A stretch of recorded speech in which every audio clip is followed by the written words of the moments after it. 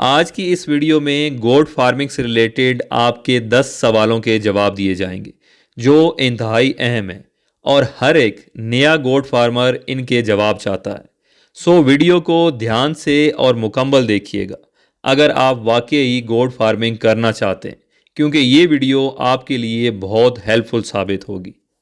आज की इस वीडियो में जिन सवालों का जवाब दिया जाएगा उनकी डिटेल कुछ इस तरह से। क्वेश्चन नंबर 1, एक नया गोट फार्मर कैसे अंदाज़ा लगाए कि गोट फार्मिंग में कितना प्रॉफिट है और कितना खर्चा। क्वेश्चन नंबर 2, एक बकरी कितने साल तक बच्चे देने की सलाहियत रखती है, मतलब किस उम्र तक फार्मिंग के लिए बेहतर है। क्वेश्चन नंबर 3, क्या वाकई गोट फार्मिंग एक कामयाब और प्रॉफिटेबल बिजनेस है। क्वेश्चन नंबर 4, चराई और स्टॉल फीडिंग क्या है और इन दोनों में से कौन सा ऑप्शन बेहतर है। क्वेश्चन नंबर 5, एक बकरी एक दिन में कितना चारा खाती है।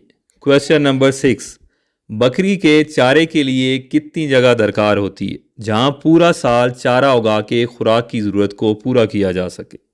क्वेश्चन नंबर 7, बकरियों को रखने के लिए शेड और बाड़े के लिए कितनी जगह दरकार होती है। क्वेश्चन नंबर 8, एक ब्रीडर कितनी बकरियों के लिए काफ़ी होता है। क्वेश्चन नंबर 9, किस नस्ल की बकरियां फार्मिंग के लिए बेहतर है।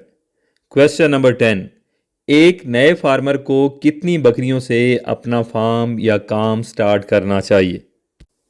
तो चलें टाइम को ज़ाया किए बगैर अपने पहले सवाल की जानिब चलते हैं। सवाल नंबर 1, एक नया गोट फार्मर कैसे अंदाज़ा लगाए कि गोट फार्मिंग में कितना प्रॉफिट है और कितना खर्चा। देखें, ये बड़ा सिंपल है। अगर आपकी बकरी 2 बच्चे देती है तो एक आपका प्योरली 100% प्रॉफिट है और दूसरा खर्चा। इसमें तमाम किस्म के खर्चे शामिल हैं। इवन अगर आपका जानवर मर भी जाता है तो उसकी कॉस्ट भी इसमें शामिल है। यहाँ पर आप सोचेंगे कि अगर बकरी एक बच्चा दे तो आधा आप खर्चा लगा लें और आधा प्रॉफिट, मतलब उस बच्चे को बेच के जितने पैसे आपको हासिल होंगे उसका आधा आप खर्च में डाल दें और आधा आपका प्रॉफिट है। अब आ जाएं क्वेश्चन नंबर 2 की जानिब कि एक बकरी कितने साल तक बच्चे दे सकती है, कितनी उम्र तक फार्मिंग के लिए बेहतर है।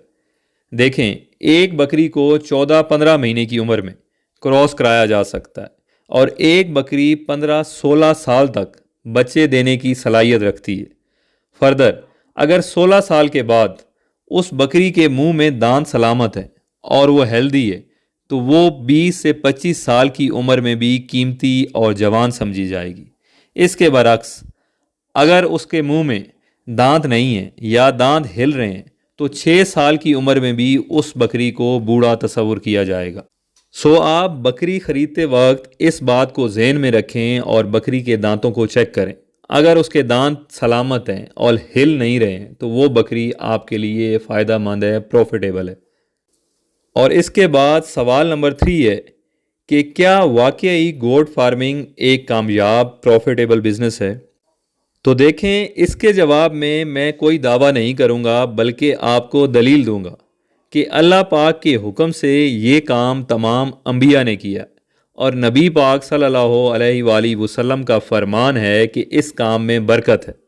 मेरे ख्याल में इस काम की कामयाबी की इससे बड़ी कोई दलील नहीं हो सकती। सो अगले सवाल की तरफ चलते हैं।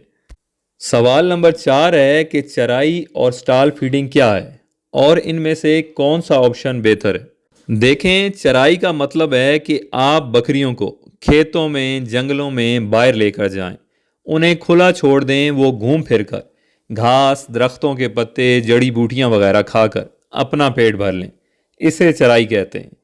और स्टॉल फीडिंग मतलब आप बकरियों को घर के अंदर या फार्म पर बंद करके रखें और उनके लिए चारे का, खुराक का बंदोबस्त करके उनके मुंह के आगे खुली में, फीडिंग टब में या खाने के बर्तन में उनके सामने खुराक रख दें, जैसे घर में या होटल में आपके सामने तैयार खाना पेश किया जाता है। इसे कहते हैं स्टॉल फीडिंग। अब आ जाएं कि चराई बेहतर है या स्टॉल फीडिंग। देखें, डिपेंड करता है आपके पास अवेलेबिलिटी क्या है। दोनों तरीक़ों से गोट फार्मिंग की जा सकती है, पॉसिबल है। ज़्यादा बेहतर की बात करें तो आई सजेस्ट स्टॉल फीडिंग ज़्यादा बेहतर ऑप्शन है। इसके बाद है क्वेश्चन नंबर 5 कि एक बकरी एक दिन में कितना चारा खाती है। देखें, एक बड़े साइज़ की बकरी एक दिन में तकरीबन 7 किलो सब चारा खा जाती है, और इसके अलावा अगर आप खुश चारे पे रखें तो 2 किलो खुश चारा एक बकरी को एक दिन में इनफ होता है। और ये आपकी खुराक की अवेलेबिलिटी पे डिपेंड करता है। अगर आपके पास खुश्क और सब्ज़ चारा दोनों मौजूद हैं तो आप 3 से 4 किलो उसे सब्ज़ चारा दे सकते हैं और 1 किलो खुश्क चारा। इस तरह उसके पूरे दिन की नीड पूरी हो जाएगी। फर्दर ये फुल साइज़ की बकरी का मैंने आपको बताया है। अगर आपकी बकरी छोटी है या पट है तो खुराक भी कम खाएगी। इसके बाद है क्वेश्चन नंबर 6 कि बकरी के चारे के लिए कितनी जगह दरकार होती है जहां पूरा साल चारा उगाकर बकरी की खुराक की ज़रूरत को पूरा किया जा सके। 25 से 30 बकरियों के लिए 1 एकड़ ज़मीन काफ़ी होती है। 1 एकड़ में 25 से 30 बकरियों के लिए पूरा साल चारा उगाया जा सकता है।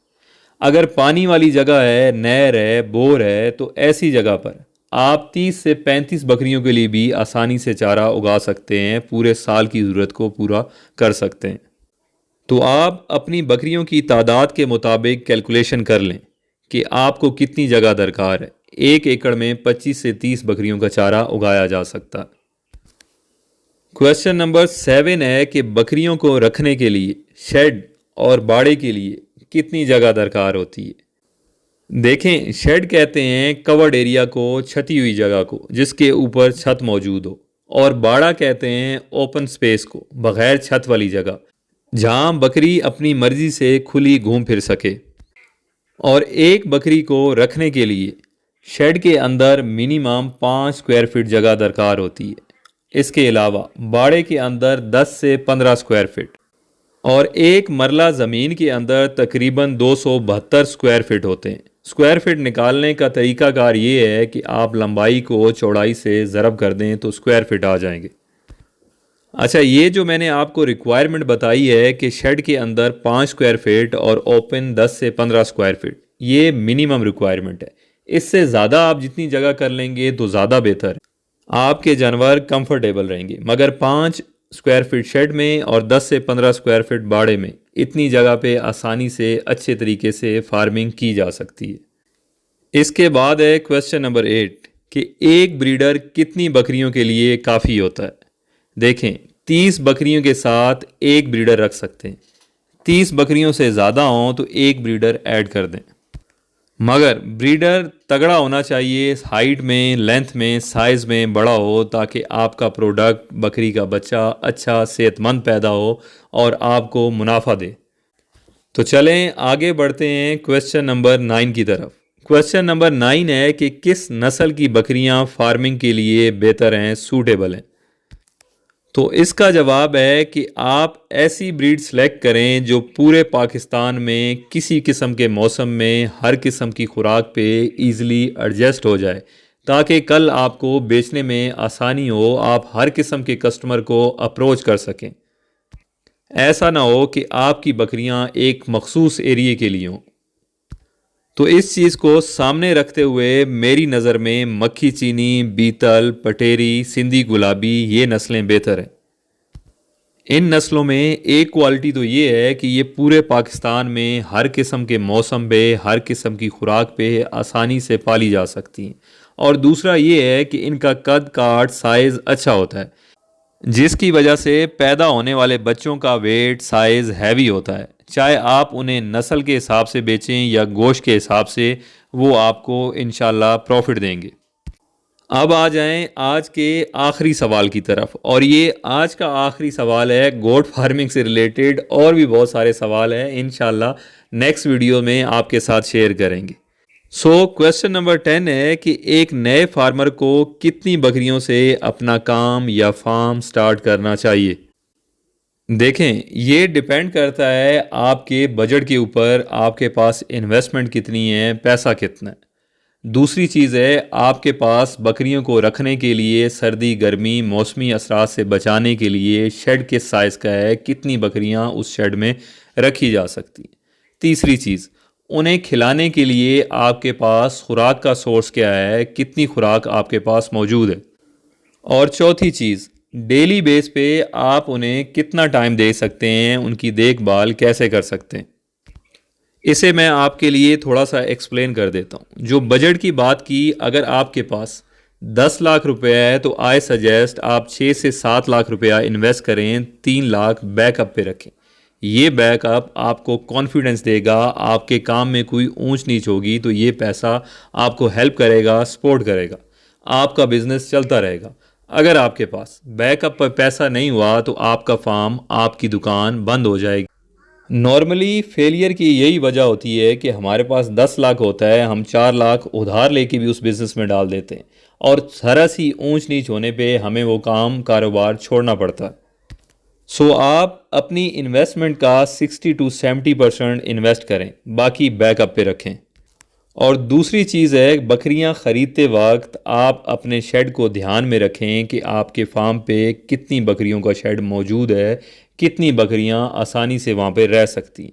फॉर एग्ज़ाम्पल, अगर आप 20 बकरियां ख़रीद कर ले आते हैं और आपके शेड में 10 से 15 बकरियां रहने की जगह है, तो ऐसी सूरत हाल में आपकी बकरियों को सर्दी और गर्मी बर्दाश्त करनी पड़ेगी। वो मौसमी शिद्दत की वजह से बीमार होंगी, मरेंगी और आपका नुकसान होगा।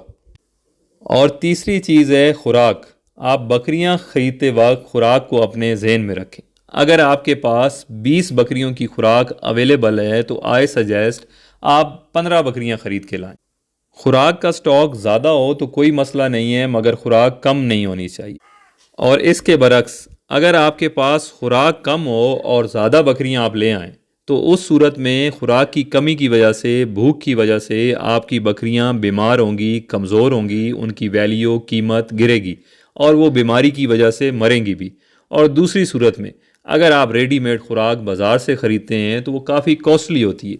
आपका जानवर 30,000 में तैयार होगा और मार्केट वैल्यू आपके जानवर की 25,000 होगी, तो दोनों सूरतों में आपका नुकसान होगा। सो उतनी ही बकरियां ख़रीद के लाएं जितनी खुराक आप आसानी से मैनेज कर सकें। और चौथी चीज़ है, डेली बेस पे आप अपने फार्म को, बकरियों को मैनेज करने के लिए कितना टाइम दे सकते हैं। इवन आपके फार्म पे 24/7 स्टाफ मुलाजिम मौजूद है, इसके बावजूद आपको डेली बेस पे टाइम देना पड़ेगा। इसी सूरत में आपका फार्म कामयाब होगा। आप डेली बेस पे अपने फार्म के शेड को, जानवरों की खुराक को, उनकी हेल्थ को, मेडिकेशन को, पानी को, इन सब चीज़ों को डेली बेस पे आप ऑब्ज़र्व करें। कौन सा जानवर कितना खाता है, वेट गेन कर रहा है, लूज़ कर रहा है, क्रॉस हुआ है, नहीं हुआ, कौन सी बकरी कितना दूध दे रही है, ब्रीडर की कैसी हेल्थ है। ये ऐसी चीज़ें हैं जो आपको डेली प्रैक्टिस करनी पड़ेंगी अगर आप एक कामयाब गोट फार्मर बनना चाहते हैं तो। मैं अक्सर कहता हूँ कि गोट फार्म या कोई भी बिज़नेस हो, उसी बंदे की सुपरविज़न में कामयाब हो सकता है, प्रॉफिटेबल हो सकता है कि जिस बंदे को फ़ायदे से खुशी हो और नुकसान से तकलीफ़ हो। और ये वही बंदा फील कर सकता है जो मालिक हो, जिसने इन्वेस्ट किया हो।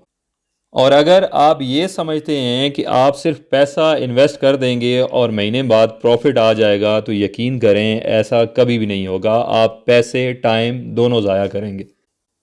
उम्मीद है आज की वीडियो आपके लिए हेल्पफुल साबित होगी। गोट फार्मिंग से रिलेटेड और भी काफ़ी सारे सवाल हैं, इंशाल्लाह आने वाली वीडियोस में उन्हें भी डिस्कस करेंगे। आप कमेंट सेक्शन में अपने सवाल पूछ सकते हैं। फर्दर इस वीडियो को ज़्यादा से ज़्यादा शेयर करें ताकि दोस्तों तक ये इन्फॉर्मेशन पहुंच सके। और अगर अभी तक आपने हमारे चैनल, पेज को फॉलो और सब्सक्राइब नहीं किया है तो फॉलो और सब्सक्राइब कर लें ताकि हमारी नई आने वाली वीडियोस आप सब तक टाइमली पहुंच सकें। अपना बहुत ख्याल रखिएगा। शुक्रिया। अल्लाह हाफिज़।